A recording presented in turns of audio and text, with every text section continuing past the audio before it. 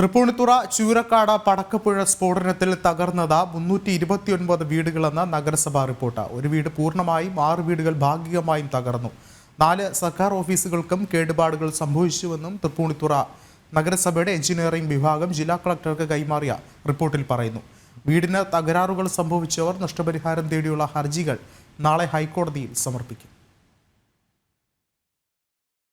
കഴിഞ്ഞ തിങ്കളാഴ്ച തൃപ്പൂണിത്തുറ പുതിയകാവ് ചൂരക്കാടുണ്ടായ സ്ഫോടനത്തിൽ 2 പേർ മരിക്കുകയും നിരവധി വീടുകൾ തകരുകയും ചെയ്തിരുന്നു. സ്ഫോടനം 1.5 കിലോമീറ്റർ ചുറ്റളവിൽ പ്രകമ്പനം സൃഷ്ടിച്ചു.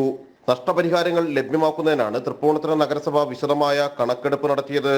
എഞ്ചിനീയറിംഗ് വിഭാഗം നടത്തിയ പരിശോധനയിൽ 329 വീടുകൾക്ക് നാശം സംഭവിച്ചുവെന്ന് കണ്ടെത്തി. 6 വീടുകളുടെ വാതിലുകളും ഭിത്തികളും തകർന്നു. മറ്റ് 322 വീടുകളുടെ ജനൽപ്പാളികൾക്കാണ് തകർച്ച. ഹോമിയോ ക്ലിനിക്, എംപ്ലോയ്മെന്റ് ഓഫീസ്, കാർഷിക സഹകരണ ബാങ്ക് അടക്കമുള്ള 4 സർക്കാർ ഓഫീസുകൾക്കും 3 സ്വകാര്യ കെട്ടിടങ്ങൾക്കും കേടുപാടുകൾ സംഭവിച്ചിട്ടുണ്ട്. നഗരസഭയുടെ എഞ്ചിനീയറിംഗ് വിഭാഗം നൽകിയ റിപ്പോർട്ട് ജില്ലാ കളക്ടർ നാളെ സർക്കാരിന് കൈമാറും. റിപ്പോർട്ടിന്റെ അടിസ്ഥാനത്തിലാകും നഷ്ടപരിഹാര തുകയുടെ കാര്യത്തിൽ സർക്കാർ തീരുമാനമെടുക്കുക. ഇതിനിടെ നഷ്ടപരിഹാരം വേഗത്തിൽ ലഭ്യമാക്കണമെന്നാവശ്യപ്പെട്ട് ആക്ഷൻ കൗൺസിലിന്റെ നേതൃത്വത്തിൽ നാളെ ഹൈക്കോടതിയെ സമീപിക്കും. 50ഓളം ഹർജികൾ നൽകും. ജനം, കൊച്ചി.